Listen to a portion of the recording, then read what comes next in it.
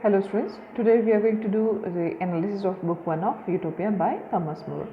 So in book 1 of Utopia, book 1 of Utopia is subtitled The Book of the Discussions which the exceptional man Raphael Hetolde held concerning the best of state of a commonwealth by way of the illustrious man Thomas More, citizen and under sheriff of the glorious city of London in Britain. So this subtitle provides a clear overview of the events within the section. So the book begins with a short 6-line poem followed by a 4-line poem and a letter of greetings from Thomas More, the author, to his friend Peter Giles. So the two poems written by utopians describe Utopia as an ideal state. So Thomas More was the under sheriff of City of London in the service of King Henry VIII. More's friend Peter Giles was a character at a printing press and a clerk of the city of Antwerp. The prefatory letter concerns the printing and editing of the manuscript and also tells a story of how More first learned of the utopians. Book 1 is narrated by a fictionalized version of Thomas More himself, and he describes a journey he takes to Bruges in Flanders for a meeting on behalf of King Henry VIII. Once the official meeting is over, More travels to Antwerp, now also in Belgium, to spend time with an old friend called Peter Giles. Having spent as long as 4 months away, More notes that he has no particular desire to return home.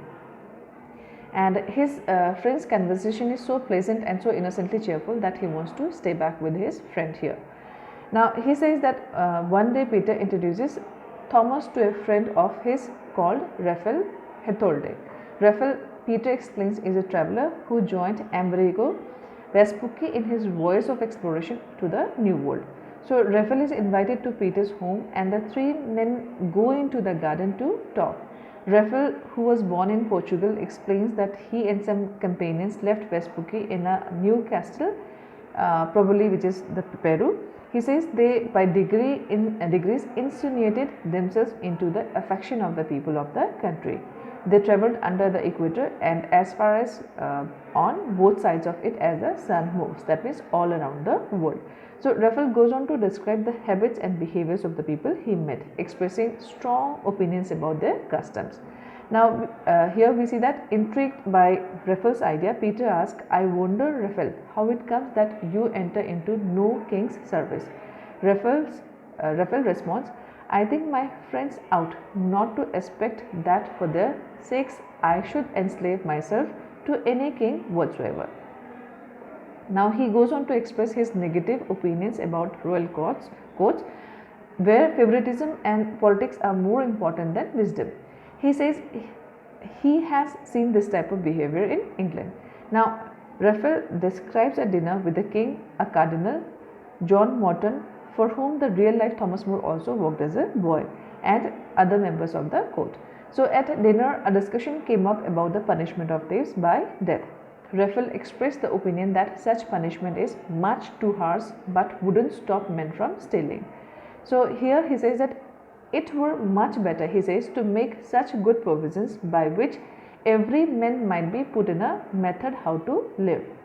After much discussion on the ethical treatment of the poor and indigent, the cardinal finally asks Raphael to justify his belief that death is too harsh a punishment for thieves. Raphael replies, God has commanded us not to kill, and shall we kill so easily for a little money? Now, challenged to come up with a better punishment, he describes the imaginary polylerites of Persia. They force thieves to work for the public good for free, or for a private individual at a very lower fee than would ordinarily be paid to them. So as a result, he says, vice is destroyed and men preserved, but they are treated in such a manner as to make them see the necessity of being honest. Now, though the members of the court, according to Raphael, including the jester and the friar, make fun of Raphael's idea, the cardinal decides to restate them as his own. Now, with the cardinal accepting the ideas, the whole court expresses agreement, forgetting the ideas were originally Raphael's. Raphael is bitter about this turn of event, and Thomas here tries to cheer him, but Raphael replies he won't express these ideas or his ideas again. He says, if he were to try to express his ideas again to a king, I should either be turned out of his court or at least be laughed at for my pains. Now, Thomas and Peter argue with Raphael, saying that no court in the world is made up entirely of good men. It is better, they say, to improve the situation as it stands than to hope for a perfect nation. Raphael replies, there really is such a perfect nation. He and his friend visited it in the New World, and there says Raphael, the people made themselves master of all the good inventions that were among us. Now, Thomas and Peter ask Raphael to tell them all about this place after dinner. Now, finally, when we analyze this chapter, we find that a unique quality of Book 1 is Moore's intriguing mixture of real and imaginary people and places. Moore had indeed travelled to Flanders on the king's business. He had indeed spent time enjoying the company of his good friend Peter Giles. Amerigo Vespucci had in fact travelled to America, and the dinner party described by Raphael included real people such as Cardinal John Morton, whom Moore knew very well. At the same time, we find that Raphael himself is a wholly imaginary character, as are almost all the places he described. That means everything is imagination of Moore. Now, the persons he mentions live in an imaginary province, and the various countries of South America he describes are non-existent.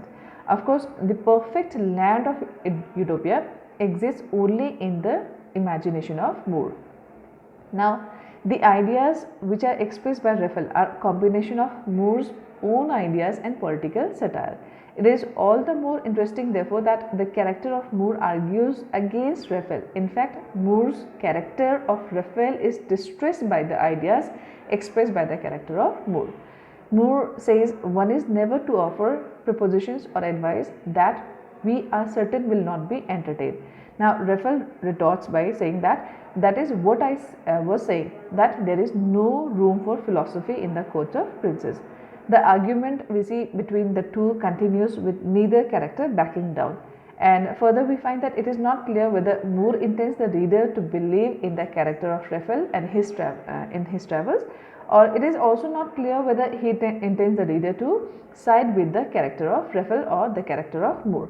Each seems to have valid point. So, the real Thomas Moore many years later is put to death for being too forthright and too dedicated to his own ideals. And that is the reality, or suggests that perhaps Raphael's idea are closest to the real ideas of Moore. So, with this we end the lecture, and we'll continue book 2 in our next lecture. Thank you all.